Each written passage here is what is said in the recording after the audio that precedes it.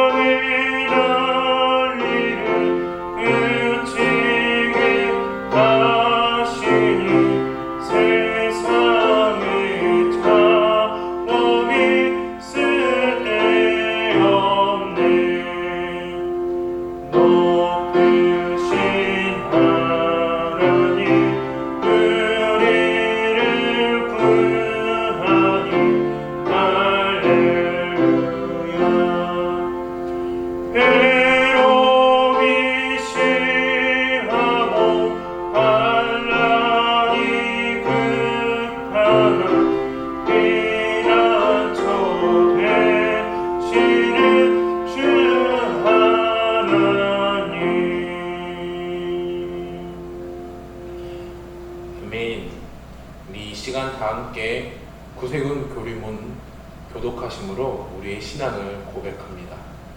다 함께 구세군 교리문 교독하심으로 신앙을 고백하겠습니다. 우리는 신구약 성서가 하나님의 영감으로 이루어졌으며 성서만이 그리스도인의 신앙과 실천의 표준임을 믿는다. 우리는 유일하시고 완전하신 하나님만이 만물의 창조자, 보존자, 통치자이시며 예배의 참 대상이심을 믿는다. 우리는 하나님 안에 성부, 성자, 성령의 세 이가 있으며 이는 본질상 동일하시고 권능과 영광으로도 동등하심을 믿는다. 우리는 예수 그리스도의 인격 안에 신성과 인성이 합하여 있으며 그는 참 하나님이시고 참 인간이심을 믿는다.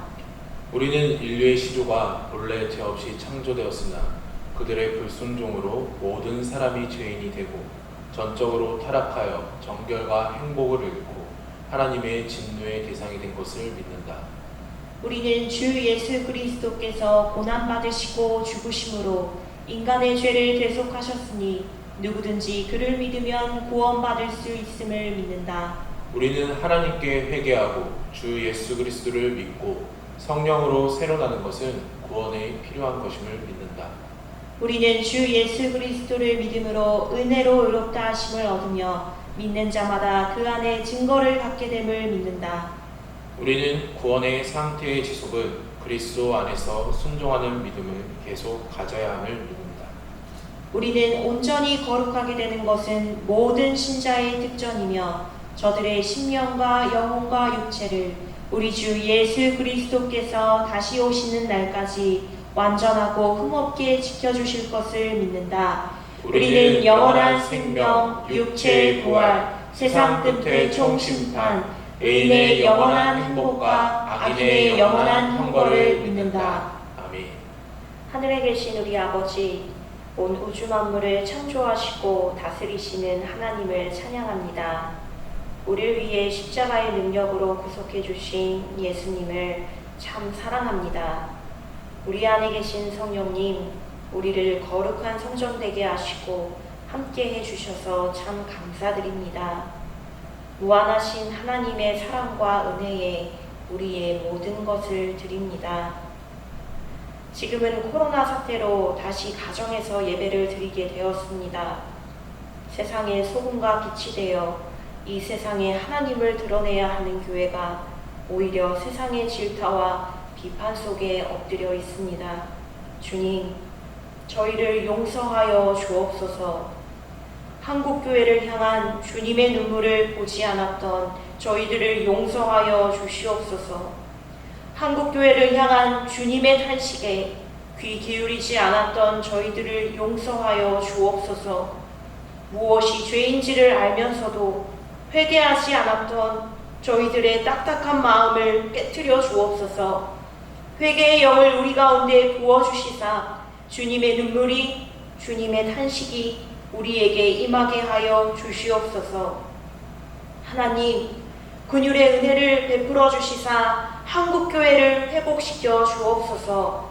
우리를 불쌍히 여기사 대한민국을 치료하여 주옵소서. 하나님의 뜻을 이 땅 가운데 이루는 축복의 세대가 다시 부흥하게 하여 주시옵소서.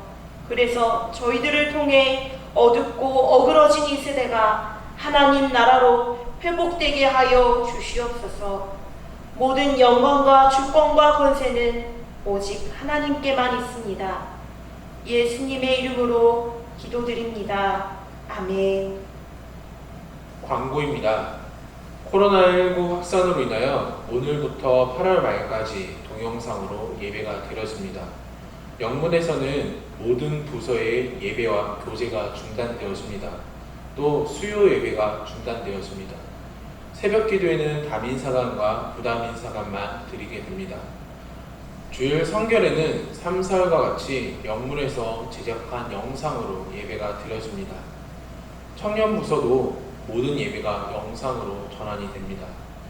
두 번째로 각 지역 담당 정교 지역장들께서는 말씀운동, 기도운동, 구역 영성운동에 적극적으로 주도하여 주시기 바랍니다. 세 번째로 집중 기도 제목을 안내해 드립니다. 이를 위해 합심하여 기도해 주시기 바랍니다. 마지막으로 더 닮아가기 성경 암송에 참여해 주시면 감사하겠습니다. 오늘 우리에게 주신 하나님의 말씀은 베드로전서 4장 7절부터 11절의 말씀입니다. 제가 가진 성경으로는 신약 380쪽에 있습니다. 베드로전서 4장 7절부터 11절의 말씀 제가 봉독합니다. 만물의 마지막이 가까이 왔으니 그러므로 너희는 정신을 차리고 근신하여 기도하라.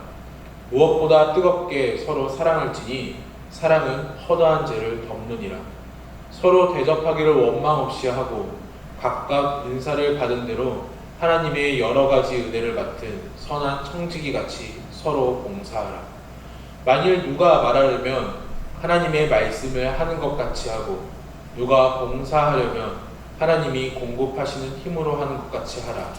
이는 범사에 예수 그리스도로 말미암아 하나님이 영광을 받으시게 하려 함이니 그에게 영광과 권능이 세세에 무궁하도록 있느니라. 아멘. 성경은 살아계신 하나님의 말씀입니다.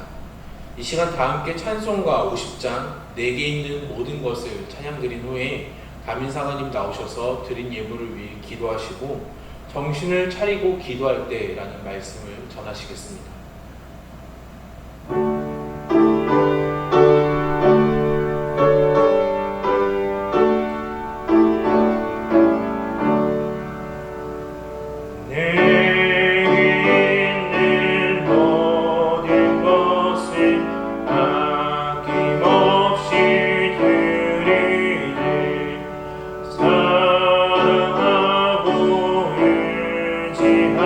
하며 주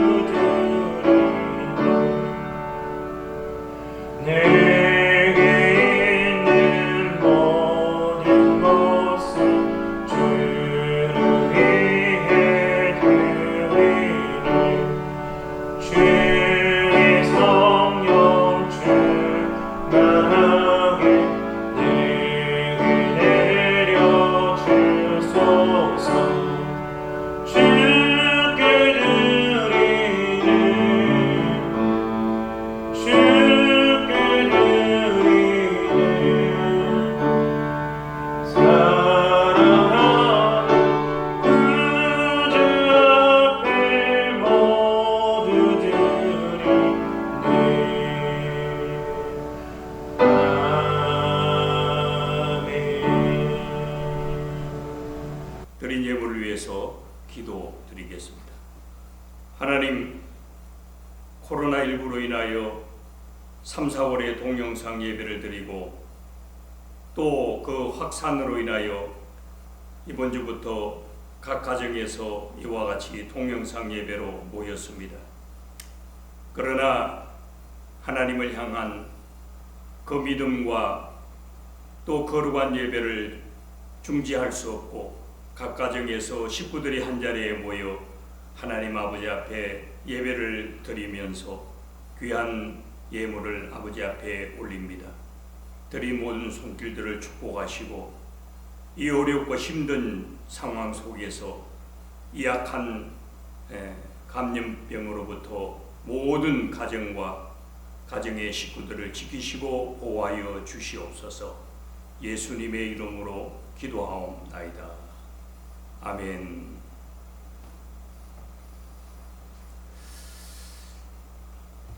오늘 읽은 베드로전서 4장 7절에서 10절 말씀, 특별히 7절에 보면은 너희는 정신을 차리고 건신하여 기도하라 라고 하는 말씀이 있습니다. 그래서 정신을 차리고 기도할 때라고 하는 제목으로 말씀을 전하겠습니다. 여러분, 코로나 문자를 수없이 받아보셨죠? 그것을 받아보면서 참 궁금한 것이 서울에 있을 때는 서울의 관계기관에서 문자가 옵니다. 또 이동을 해서 전국적으로 어디를 가든지 그 내가 있는 위치에 가장 가까운 군청 또 시청 이런 데서 문자가 옵니다. 어떻게 내 번호를 내가 있는 곳을 알고 문자를 보낼까? 이렇게 아마 생각해 본 분들이 없지 않아 있을 거예요. 이것은 이동 통신사에서 핸드폰 기지국을 통해서 전파를 발산하면 핸드폰을 가지고 있는 모든 사람이 가장 가까운 기지국을 통해서 바로 문자를 받게 된다 하는 것입니다. 그러므로 번호를 몰라도 강제적으로 핸드폰에 문자가 전송되는 것입니다. 처음에는 아주 관심 있게 읽어보았죠. 그러나 요즘은 만성이 되었는지 그저 확인 버튼만 누르고 내용은 잘 보지 않습니다. 문제가 바로 여기에 있습니다. 그렇게 하다가 실제로 중요한 내용이 문자로 오면 놓쳐버릴 수도 있다고 하는 사실입니다. 오늘 말씀에 만물의 마지막이 가까웠다고 합니다. 2000여 년 전에 베드로가 이 말씀을 기록했기 때문에 만물의 마지막이 가까웠다고 하던 때가 벌써 2000여 년 전입니다. 그러나 지금이 그때에 비하면 얼마나 더 만물의 마지막이 가까웠을까요? 워낙 자주 듣던 말씀이라 무감각하게 놓칠 수가 있습니다. 전례 없던 바이러스 대란, 홍수 대란을 겪으면서 종말과 관계없이 우리는 영적으로 깨어 있어야 하고 또 더 나아가서 또한 종말을 준비해야 하기도 합니다.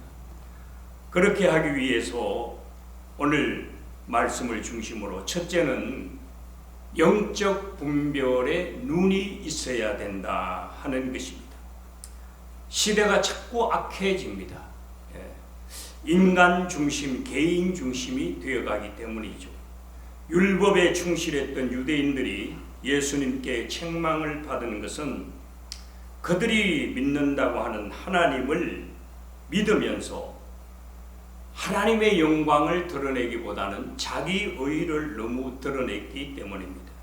이는 곧 신앙이 여호와 중심이 아니고 자기 중심으로 변했다고 하는 말씀입니다.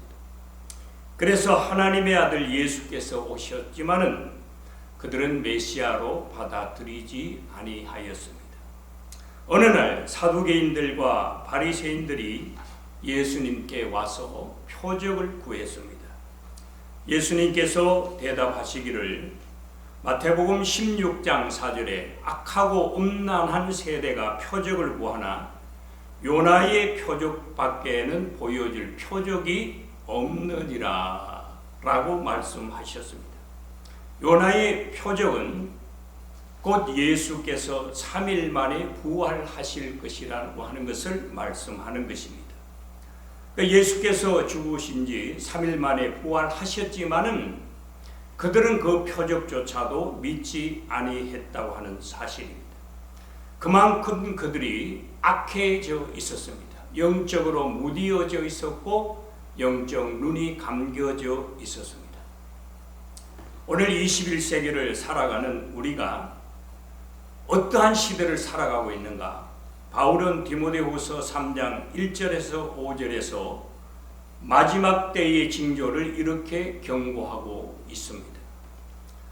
너는 이것을 알라. 말세에 고통하는 때가 이르러 사람들이 자기를 사랑하며 돈을 사랑하며 자랑하며 교만하며 비방하며 부모를 거역하며 감사하지 아니하며 거룩하지 아니하며 무정하며 원통함을 풀지 아니하며 모함하며 절제하지 못하며 사나우며 선한 것을 좋아하지 아니하며 배신하며 조급하며 자만하며 쾌락을 사랑하기를 하나님 사랑하는 것보다 더하며 경건의 모양은 있으나 경건의 능력을 부인하니 이 같은 자들에게서 내가 돌아서라 이렇게 말씀하고 있습니다. 실제로 이 말씀을 하나하나 현실 삶 속에서 이 시대에 적용을 해보면 어느 것 하나 틀린 것이 하나도 없습니다. 오히려 더 근접성이 있게 점점 더 확실하게 말세의 징조가 드러나는 것을 볼 수가 있습니다. 예수님께서도 누가복음 18장 8절에 인자가 올 때에 세상에서 믿음을 보겠느냐, 참 슬픈 말입니다. 요즘은 철저하게 하나님 중심으로 살아가는 그러한 모습들이 자꾸 옅어지는 것을 볼 수가 있습니다. 적당히 믿고 세상과 타협하는 그런 신앙의 모습들을 쉽게 볼 수가 있습니다. 이런 것이 바로 마지막 때의 징조가 아닌가 하면서 분별하는 눈을 가져야 합니다. 오늘 말씀에 정신을 차리라고 했습니다. 왜 정신을 차리라고 했을까요? 그리고 왜 기도하라고 하셨을까요? 그만큼 정신을 차리지 아니하면 금방 신앙이 해이해지고 믿음의 뿌리가 약해지고 결국은 세상에 넘어가기 때문입니다. 그리고 시험을 이길 수 없기 때문입니다.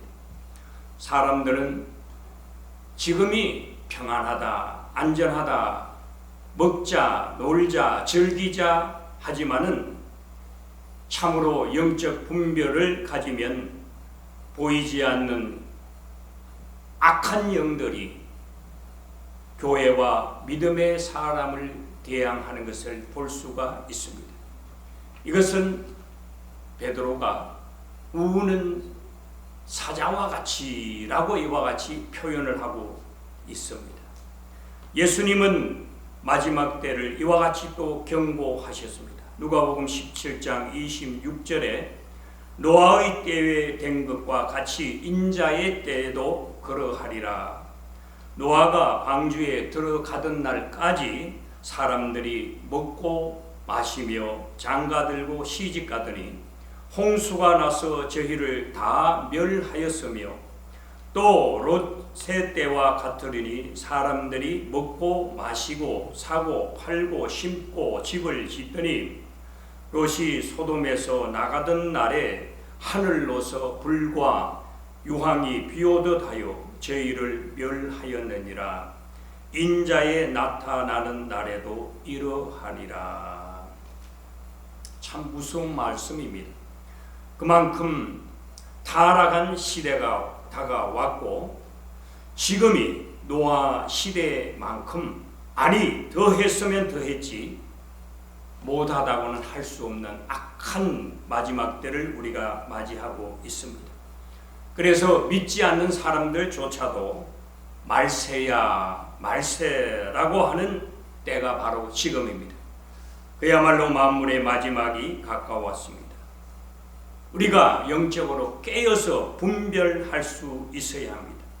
그러기 위해서 두 번째, 정신을 차리고 근신하여 기도하라고 합니다. 우리는 얼마 전에 섬진강에 홍수 피해가 엄청나게 난 것을 볼 수가 있었습니다. 이유는 미리 댐의 문을 열고 대비하지 못하였기 때문입니다. 마태복음 24장 43절에 주님께서 너희도 아는 바니 만일 집 주인이 도둑이 어느 시각에 올 줄을 알았더라면 깨어있어 그 집을 뚫지 못하게 하였으리라. 이와 같이 경고하십니다. 이 말씀도 미리 깨어있어 예비하라고 하는 말씀입니다. 곧 정신을 차리라고 하는 말씀입니다. 정신을 차린다는 것은 깨어있다는 말씀입니다. 무엇에 홀리지 말아야 한다라고 하는 뜻입니다. 근신하여 자제하고 균형 잡힌 생각과 행동을 해야 된다고 하는 것입니다. 이를 위해서 중요한 것이 바로 기도라고 하는 것입니다. 말세를 당해서 갖는 혼란과 유혹, 시험이 닥치고 있습니다. 하나님의 보호와 인도와 지시가 필요합니다. 베드로는 근신과 기도를 거듭 당부하고 있습니다. 1장 13절에 그러므로 너희 마음의 허리를 동이고 근신하여 라고 합니다. 오늘 본문의 말씀에도 너희는 정신을 차리고 근신하여 기도하라 이와 같이 말씀을 하고 있습니다. 5장 8절에도 근신하라 깨어라 너희 대적 마귀가 우는 사자와 같이 두루 다니며 삼킬 자를 찾는다고 말씀하고 있습니다. 이러한 때에 기도는 하나님과의 교통이기에 기도만이 어려움, 난국을 이겨나갈 수 있는 지름길이 되는 줄 믿습니다. 기도하지 않는다고 하는 것은 영적으로 무뎌지고 나가서 잠잔다고 하는 사실입니다. 하나님과 교통이 끊긴 상태입니다. 영적으로 눈이 감긴 상태, 시대를 분별하지 못하는 상태입니다. 그러므로 정신을 차리고 기도하며 깨어 있어야 됩니다. 세 번째는 서로 사랑해야 합니다. 주님께서 말세의 징조를 말씀하실 때에 크게 두 가지를 말씀하셨습니다. 첫 번째는 누가복음 18장 8절에 인자가 올 때에 세상에서 믿음을 보겠느냐. 그 다음에 두 번째는 마태복음 24장 12절에 불법이 성함으로 많은 사람의 사랑이 식어지리라 그랬습니다. 여러분, 믿음이 없고 사랑조차 식어지면 우리가 무엇으로 그리스도인이라고 말할 수 있겠습니까? 그럼 왜 사랑을 해야 할까요? 그것이 믿음의 참 모습이기 때문입니다. 그리고 믿음의 중심이기 때문입니다. 구약의 율법의 핵심도 사실은 사랑입니다. 예수님께서 마태복음 22장 37절에서 39절에 이와 같이 말씀하셨습니다. 예수께서 이르시되 내 마음을 다하고 목숨을 다하고 뜻을 다하여 주 너의 하나님을 사랑하라 하셨으니 이것이 크고 첫째 되는 계명이요 둘째도 그와 같으니 내 이웃을 내 자신과 같이 사랑하라 하셨으니 이 두 계명이 온 율법과 선지자의 강령이니라 그랬습니다. 하나님을 사랑하는 것, 이웃을 사랑하는 것, 이 두 계명이 온 율법과 선지자의 강령이니라 하셨습니다. 바로 그 사랑의 나타남이 예수님이시고 그 사랑의 길이 십자가이시고 결과가 죽으심이시고 부활이시고 우리에게는 바로 구원이 되는 것입니다. 오늘 서로 사랑해야 하는 이유가 사랑을 통하여 우리가 예수님을 나타낼 수 있기 때문입니다. 그래서 불신이나 미움, 시기, 질투는 정신을 빼앗아가 버립니다. 넘어지게 합니다. 영적 눈을 감게 합니다. 기도를 가로막습니다. 갈라디아 5장 15절에 만일 서로 물고 먹으면 피차 멸망할까 조심하라 이렇게 경고합니다. 마지막 때를 당하여 크게 두 가지, 위로 하나님께 열심히 기도하며 인간관계 속에서는 열심히 서로 사랑을 해야 합니다. 말씀에 사랑은 허다한 죄를 덮는다고 합니다. 진심으로 우리가 하나님을 사랑한다면 바로 인간관계 속에서 사람을 사랑할 수 있어야 됩니다.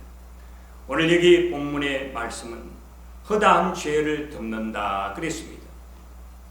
덮는다라고 하는 말은 소나 양을 희생의 제물로 하나님 아버지 앞에 제사를 드릴 때에 바로 그 제물의 피가 죄를 가리운다, 곧 덮는다 이런 뜻이 있습니다.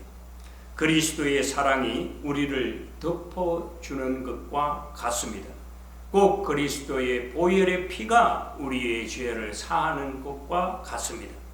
그러므로 서로 사랑하면 죄를 덮어준다. 이와 같이 말씀드릴 수가 있겠습니다. 사랑하는 여러분, 마태복음 24장 10절에서 12절에 그때에 곧 마지막 때에 많은 사람이 시험에 빠져 서로 잡아주고 서로 미워하겠으며 불법이 성함으로 많은 사람의 사랑이 식어지리라 그랬습니다. 우리가 영적 분별력이 흐려지고 우리가 기도하지 아니하고 사랑하지 아니하면 서로 시험에 빠지고 반목하고 싸우게 되며 피차 멸망할 수도 있다 하는 것입니다. 냉정하게 우리가 교회를 돌아보면 교회도 옛날 같지 않습니다. 믿는 자들도 옛날 같지 않는 그런 모습을 볼 수가 있습니다. 믿음의 식구들끼리는 또 교인들끼리는 어떠한 경우라도 허물을 덮어주고 이해하고 용서하면서 내가 그리스도께 모든 용서를 받았으니 나도 남을 용서할 수 있는 그런 하늘의 사랑을 내 심장에 품고 살아야 하는 것이 그리스도인의 시대적 사명입니다. 그러므로 마지막 때일수록 더욱더 사랑의 마음과 사랑의 눈을 가지십시오. 어설프게 배워서 율법의 눈을 가지면 안 됩니다. 그러면 기도가 멀어지고요. 그러면 무엇인가 자꾸 잘못된 것, 이런 부정적인 사고를 가지고 남을 비방하거나 비판하게 됩니다.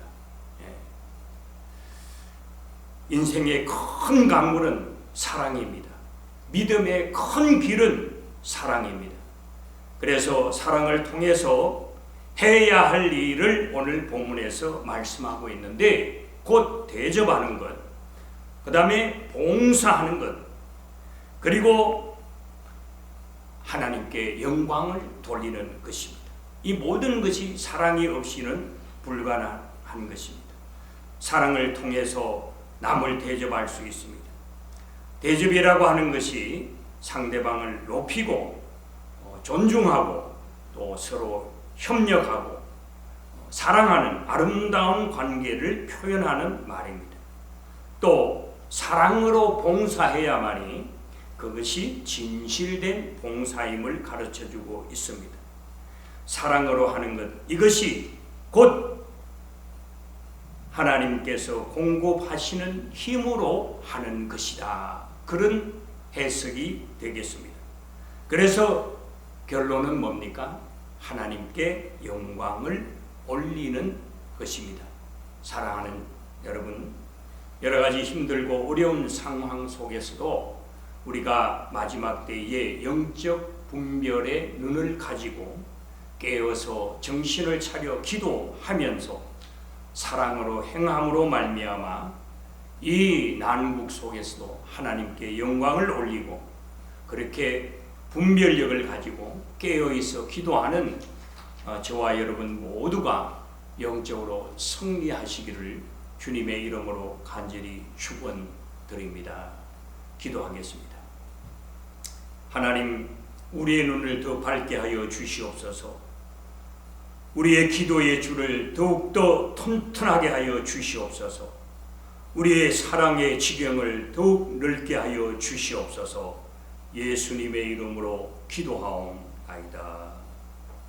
아멘. 다 함께 찬송가 383장 눈을 들어 산을 보니 찬양하신 후에 담임사가님 축도로 모든 예배를 마무리하겠습니다.